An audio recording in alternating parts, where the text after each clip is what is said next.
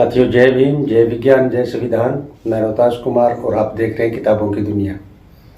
पिछले एपिसोड में हमने भगत सिंह के संपूर्ण दस्तावेज नामक किताब के भाग 2 में हमने चर्चा की राम प्रसाद बिस्मिल जी के लिखे हुए पत्र की, और आज हम उसी किताब में अगले भाग की में चर्चा करेंगे उससे आगे की कहानी की।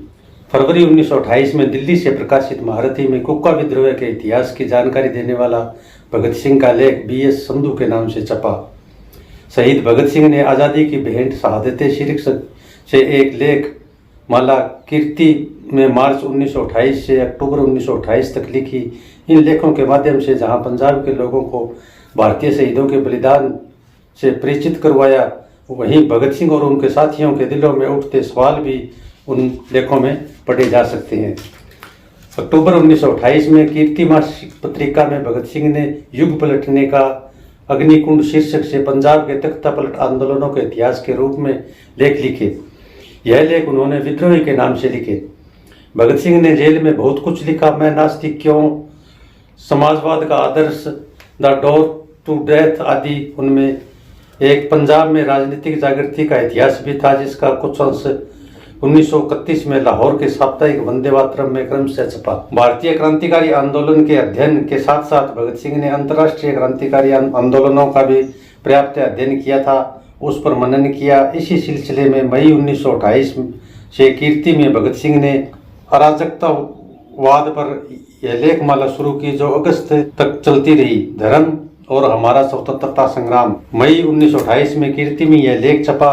अमृतसर में अप्रैल में राजनीतिक कॉन्फ्रेंस और नौजवान सभा की कॉन्फ्रेंस हुई, जिसमें धर्म की समस्या पर शहीद भगत सिंह और उनके साथियों ने जमकर विचार विमर्श हुआ।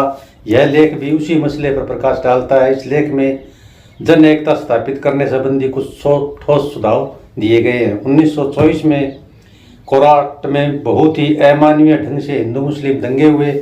इसके बाद राष्ट्रीय राजनीतिक चेतना में दंगों पर लंबी बहस चली। इस समस्या के निश्चित हल के लिए क्रांतिकारी आंदोलनों ने अपने विचार प्रस्तुत किए। यह लेख जून 1928 में कीर्ति में छपा। अछूत समस्या। काकीनाडा में 1923 में कांग्रेस अधिवेशन शुरू हुआ। मोहम्मद अली जिन्ना ने अपने अध्यक्षीय भाषण में कहा कि अनुसूचित जातियों, जिन्हें उन दिनों अछूत कहा जाता था, हिंदू और मुस्लिम मिशनरी संस्थाओं में बांट देने का सुझाव दिया। हिंदू और मुस्लिम अमीर लोग इस वर्ग भेद को पक्का करने के लिए धन देने को तैयार थे। इस प्रकार अछूतों के यह दोस्त उन्हें धर्म के नाम पर बांट देने की कोशिश करते थे। उसी समय इस मसले पर बहस का वातावरण था। भगत सिंह ने अछूतों का सवाल नामक लेख लिखा। भगत सिंह का यह लेख जून 1928 में कीर्ति में विद्रोही नाम से प्रकाशित हुआ। सत्याग्रह और हड़तालें। जून 1928 में कीर्ति में इस 2 विषयों पर टिप्पणियां छपी। भगत सिंह ने कीर्ति के संपादक मंडल में थे। उस समय उनके विचारों संबंधी कुछ झलक इनमें मिलती है। नए नेताओं के अलग अलग विचार। जुलाई 1928 के कीर्ति में छपे इस लेख में भगत सिंह ने सुभाष चंद्र बोस और जवाहरलाल नेहरू के विचारों की तुलना की है। धमाकों की गूंज। JP सैंडर्स की मृत्यु से लाला लाजपत राय की हत्या का बदला ले लिया गया है। नौकरशाही को सावधान करते हुए यह पत्र 18 दिसंबर 1928 को लिखा गया। असेंबली हाल में फेंका गया पर्चा। 8 अप्रैल 1929 को असेंबली में बम फेंकने के बाद भगत सिंह और बटुकेश्वर दत्त द्वारा बांटे गए अंग्रेजी पर्चे का हिंदी अनुवाद। पिता के नाम पत्र। यह पत्र असेंबली हाल में बम फेंकने के बाद दिल्ली जेल से शहीद आजम भगत सिंह ने अपने पिताजी को लिखा। दिनांक 26 अप्रैल 1929 को लिखा ये पत्र। जेल में अध्ययन, चिंतन और प्रतिरोध। इस लेख में असेंबली में बम फेंकने के बाद 6 जून 1929 को दिल्ली के सेशन जज लियोनाई मिडिल्टन की अदालत में दिया गया भगत सिंह और बटुकेश्वर दत्त का ऐतिहासिक बयान है।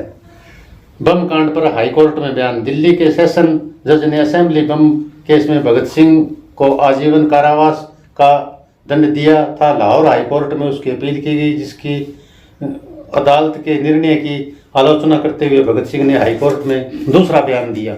इंस्पेक्टर जनरल के नाम पत्र। 12 जून 1929 को असेंबली बम कांड का ड्रामा खत्म हुआ। भगत सिंह और बटुकेश्वर दत्त को उम्र कैद की सजा दी गई। 17 जून 1929 को भगत सिंह और बटुकेश्वर दत्त ने अलग अलग नोटिसों के जरिए अपनी मांगों की सूची सरकार को पेश की।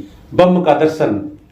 राष्ट्रीय आंदोलन के दौरान क्रांतिकारियों की निंदा करने में गांधी जी ब्रिटिश सरकार से एक कदम आगे रहते थे। 23 दिसंबर 1929 को क्रांतिकारियों ने ब्रिटिश साम्राज्यवाद के स्तंभ वाइसराय की गाड़ी को उड़ाने का प्रयास किया, जो असफल रहा। गांधी जी ने इस घटना पर एक कटुतापूर्ण लेख बम की पूजा लिखा, जिसमें उन्होंने वाइसराय को देश का शुभचिंतक और क्रांतिकारियों को आज़ादी के रास्ते में रोड़ा बताया।